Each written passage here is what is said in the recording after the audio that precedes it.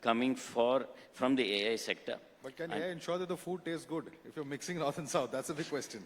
Pardon me? I said, can AI ensure that the food tastes good if you're mixing North and South? Actually, you'll be surprised, yes, because there's a lot of data behind that.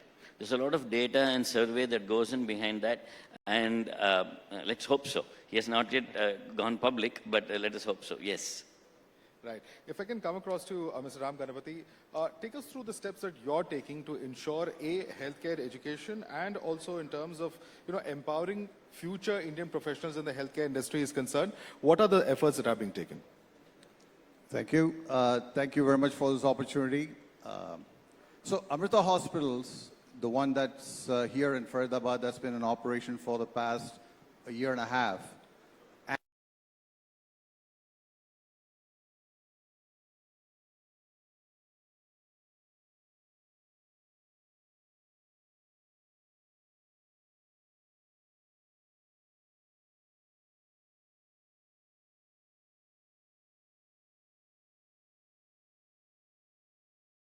Take us through the steps that you're taking to ensure healthcare education, and also in terms of empowering future Indian professionals in the healthcare industry is concerned. What are the efforts that are being taken? Thank you. Thank you very much for this opportunity. So Amrita Hospitals, the one that's here in Faridabad, that's been in operation for the past a year and a half, and the one that's in Kochi, Kerala, that's been in operation for more than 25 years, have always been focused on innovation.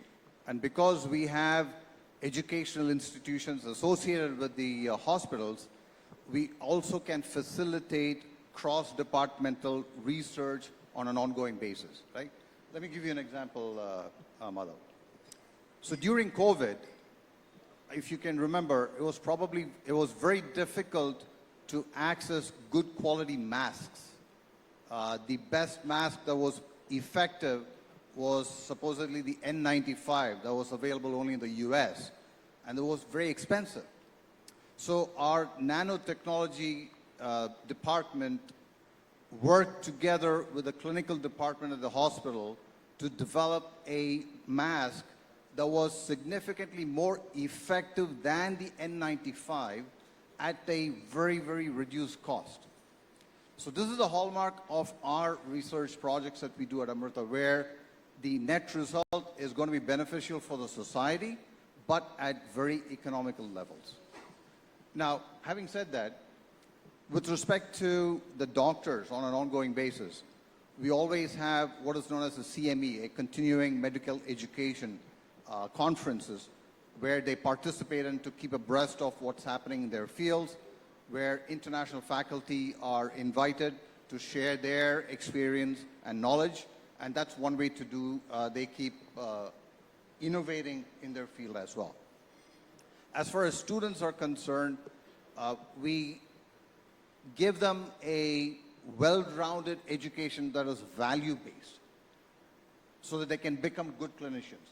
Now, what is value-based education? Just like Amma, my Guru Sri Mata Amritanandamayi Devi says, there are two educations in life. One is education for a living, and the other one is education for life. The first one is when you get a degree certificate, you get a job, that's your education for living. But what is education for life? Where you are taught values, things like compassion, which you can then use to become a better citizen in the society, right? So this is what we do as part of our overall innovation and curriculum and innovation, and foster that as both for our faculty and for the students. Right.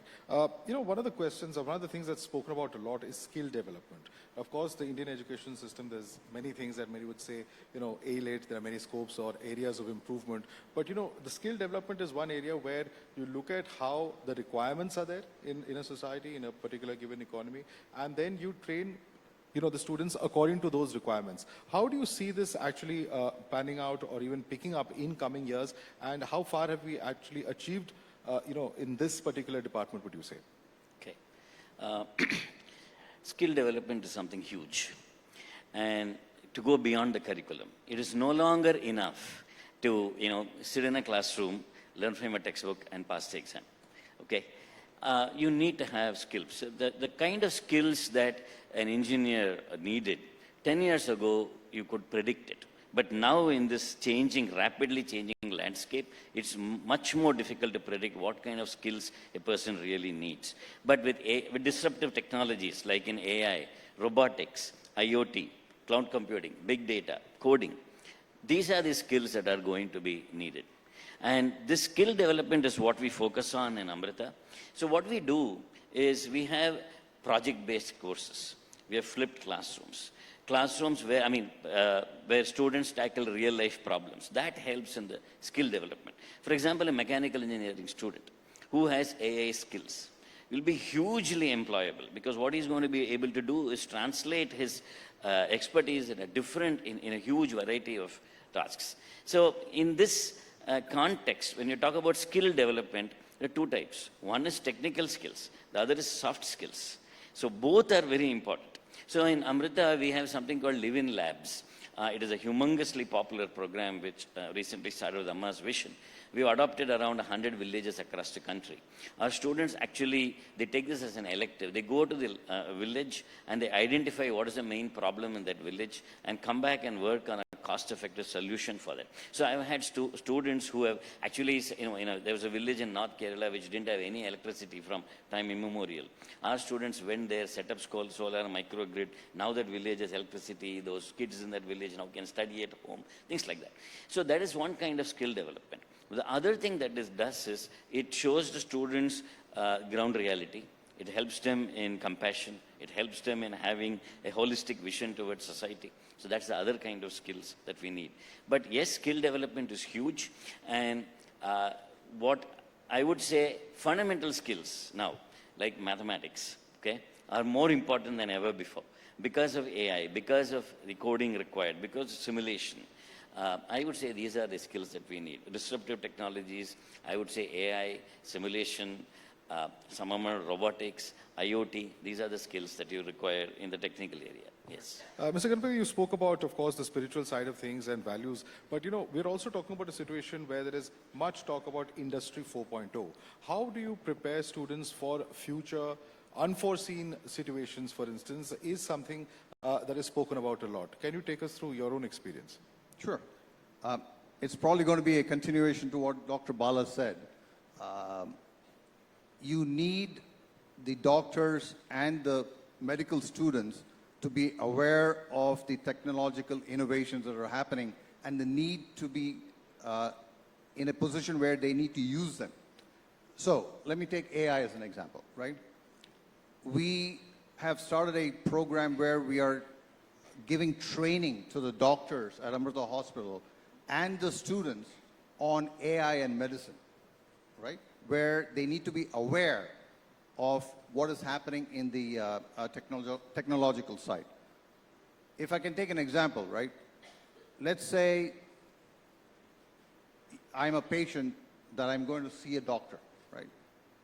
And I know about ChatGPT, right?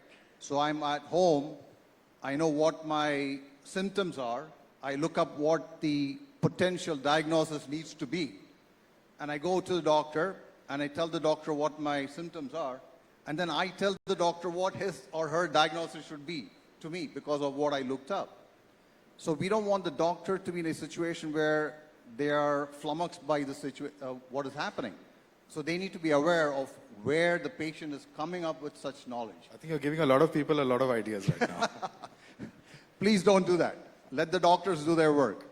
But they need to be aware of that. So we are training them, right? The second one is, again, Dr. Bala talked about simulation. At Amrita Hospital, Faridabad, we have a very large simulator set up for students, right? Why do we have that? When you have 100, 150 students in a class, it becomes rather difficult for them to access resources where they can do hands-on training because we may not have cadavers available to us to serve all the students. So then they are able to use a simulator, very similar to pilots using flight simulators to learn how to fly. They use a simulator, work on dummies, and get the hands-on experience that they need for pursuing their education.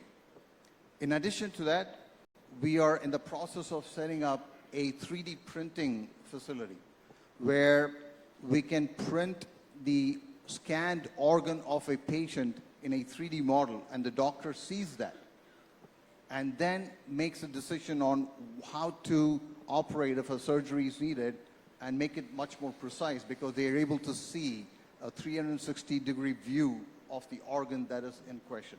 So this is how we expose our students and ensure that our faculty are up to speed with technological innovations. Right. Dr. Balakrishnan, there's also, you deal with the subject of engineering, and therefore there is this question that is often asked. We need engineers at one basic level to build our country, to build our economy, whether it's railroads, whether it is construction, whether it's electronics, so on and so forth. There are, of course, multifarious areas where the basic role of engineers are there, but there's also the perspective of what technology does and how that impacts on A, the way in which the engineers function, and B, the opportunities that are open for them as well.